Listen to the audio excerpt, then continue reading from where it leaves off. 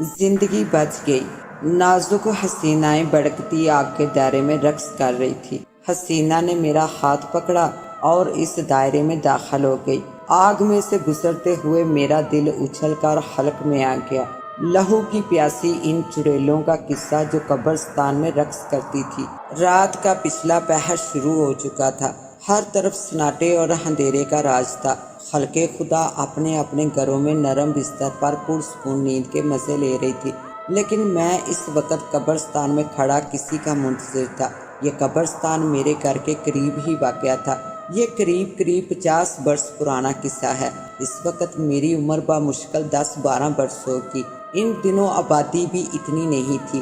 دن میں ہی ہمارے علاقے میں لوگ کم ہی نظر آتے تھے، کیونکہ اس وقت یہاں کی آبادی چند گھروں پر مشتمل تھی جو ایک دوسرے سے دور دور واقع تھے۔ اندھیرا ہوتے ہی پورے علاقے میں ہو کا عالم ہو جاتا تھا۔ اس وقت لگتا تھا جیسے یہاں انسان بستے ہی نہیں، ہمارے علاقے میں قبرستان بھی تھا، جس کے حوالے سے عجیب عجیب کہانیاں مشہور تھیں کہ اس میں سیب، چڑیل، بھوت وغیرہ کا بسیرا ہے۔ اسی خوف کے باعث اندھیرا ہوتے ہی سناٹا چھا جاتا تھا۔ ہمارے علاقے میں ایک بزرگ بابا گل شاہ بخاری کا بھی مزار تھا، اور جو آج بھی اسی طرح اپنی پوری شان سے موجود ہے۔ بہرحال اس قبرستان سے جڑی ایسی باتوں کو میں نے کبھی سنجیدگی سے نہیں لیا تھا۔ اگر ایسا ہوتا تو میں رات کے اس پہر یہاں کھڑا اس کا انتظار نہیں کر رہا ہوتا۔ وہ ایک حسینہ تھی۔ نہیں، اسے افسرہ کہنا چاہیے۔ یہ بھی نہیں، میرے خیال میں اسے پری کہنا زیادہ مناسب ہوگا۔ وہ پری وش روزانہ رات میں اسی وقت قبرستان میں مجھ سے ملنے آتی تھی۔ اس سے پہلے ملاقات چند روز پہلے ہی ہوئی تھی، جب میں حسب معمول رات کے گھر لوٹ رہا تھا۔ راتوں کو دیر تک گھر سے باہر رہنا میری عادت تھی۔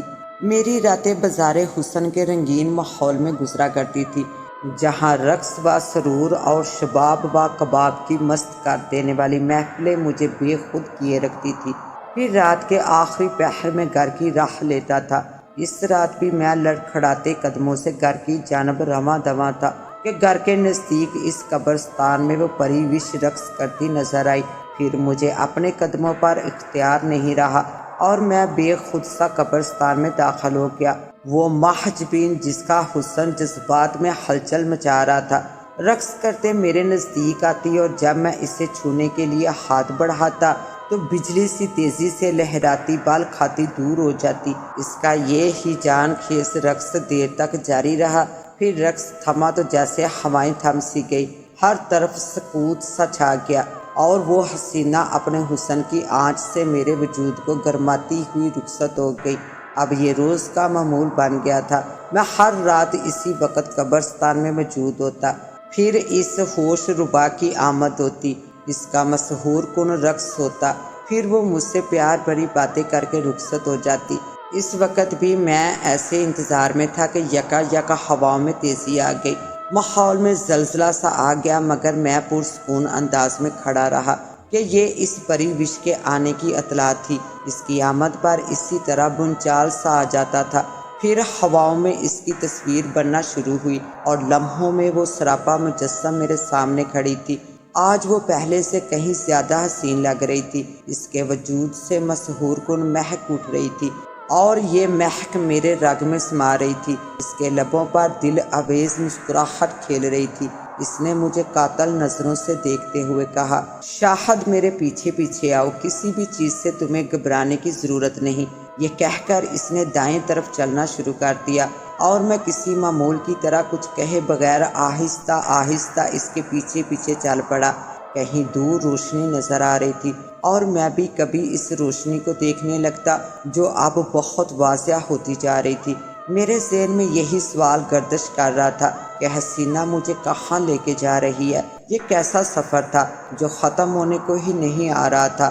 اچانک ہم روشنی کے قریب پہنچ گئے۔ وہ روشنی جو مجھے دور سے نظر آ رہی تھی دراصل ایک آگ تھی۔ اس کی لپیٹیں بہت اوپر تک اٹھ رہی تھی۔ یہ آگ ایک دائرے کی صورت میں جلی ہوئی تھی۔ اس دائرے میں کچھ حسینائیں رقص کر رہی تھی۔ پھر حیرت کی ایک بات اور بھی تھی کہ جہاں سے ہم چلے تھے ہم وہیں کھڑے تھے۔ آگ کے قریب پہنچتے ہی حسینہ نے مجھے پکڑا اور مسکراتی ہوئی اس دائرے میں داخل ہو گئی۔ آگ نے ہمارا کچھ بھی نہ بگاڑا، لیکن آگ میں گزرتے ہوئے میرا دل اچھل کر حلق میں آ گیا اور سانسیں رکتی ہوئی محسوس ہوئی، جبکہ اس نے اسی دل آویز مسکراہٹ سے مجھے دیکھا اور دوسری حسیناؤں کے ساتھ خود بھی رقص میں شامل ہو گئی۔ اور میں گھبراہٹ سے سوچ رہا تھا کہ دیکھیں اب آگے کیا ہونے والا ہے۔ دماغ میں مختلف سوچیں گردش کر رہی تھی۔ ابھی یہ سب سوچ ہی رہا تھا کہ حسینہ ایک تھالی میں عجیب سے مشروب کی بوتل اور گلاس رکھے سامنے کھڑی تھی۔ لو یہ پی لو اور دماغ پر زیادہ زور مت دو ورنہ تمہارا دماغ پھٹ جائے گا، اس نے اپنی مخصوص مسکراہٹ کے ساتھ کہا۔ میں نے فوراً بوتل اٹھا کر براہ راست منہ سے لگا لی اور ایک ہی گھونٹ میں بوتل خالی کر ڈالی۔ ابھی بوتل رکھنے بھی نہ پایا تھا کہ حسینہ نے دوسری بوتل میرے ہاتھ میں تھما دی۔ میں کبھی بوتل کو کبھی حسینہ کو حیرت زدہ سا دیکھ رہا تھا کہ ابھی تو اس کے پاس ایک ہی بوتل تھی، دوسری اس کے پاس کہاں سے آ گئی۔ میں اسی سوچ میں گم تھا کہ حسینہ کی سحر انگیز آواز سنائی دی، کیوں بے چین ہو؟ نہیں ایسی تو کوئی بات نہیں، میں نے گڑبڑاتے ہوئے کہا، آؤ ہم بھی رقص کرتے ہیں۔ اس نے دعوت دیتے ہوئے کہا، پھر ہم اس موسیقی پر رقص کرنے لگے جو نہ جانے کہاں سے گونج رہی تھی۔ آج ہم دونوں ہمیشہ کے لیے ایک ہو جائیں گے، حسینہ نے عجیب پر اسرار انداز میں کہا۔ کیا مطلب؟ میں نے کہا، مطلب اب ہم ایک جان ہو جائیں گے۔ کیسے؟ میں نے اپنی گھبراہٹ پر قابو پایا۔ بس اب کچھ ہی دیر میں تمہارے جسم کا تمام خون میرا ہو جائے گا اور یوں تم مجھ میں سما جاؤ گے۔ اس کی بات سن کر میرے ہوش اڑ گئے تھے۔ نہیں تم ایسا نہیں کر سکتی۔ مجھے خود اپنے الفاظ کھوکھلے لگنے لگے۔ آؤ میرے قریب آؤ، اس نے باہیں پھیلا دی اور میں نہ چاہتے ہوئے بھی اس کے قریب ہوتا چلا گیا۔ نہ جانے یہ کون سی طاقت تھی جو مجھے اس کے نزدیک لے جا رہی تھی۔ اس کے پاس جاتے حسینہ نے میرا ہاتھ تھاما اور مجھے اس تخت کے پاس لے جانے لگی جو سامنے نظر آ رہا تھا۔